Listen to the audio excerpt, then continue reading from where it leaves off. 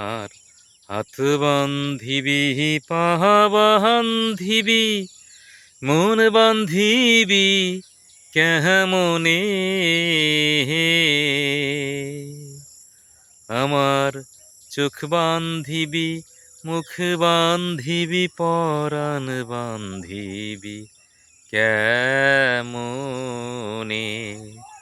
আমার হাত বান্ধিবি, পাহা বান্ধিবি, মন বান্ধিবি কেমনে? আমি না গেলাম যমুনার ঘাটে, না তুলিলাম জল, না হয় হইলাম তারে সখী, না হইলাম চঞ্চল।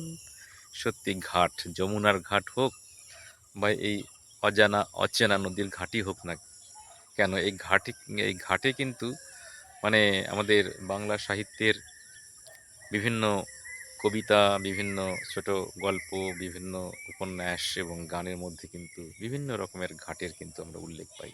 পদ্মার ঘাট থেকে শুরু করে, গঙ্গার ঘাট থেকে শুরু করে সেই কালিন্দীর ঘাটের সেই গানটা তো প্রচলিত, সকলেই আমরা শুনি। কালিন্দীর ঘাট, দারুণ এই প্রাকৃতিক পরিবেশ।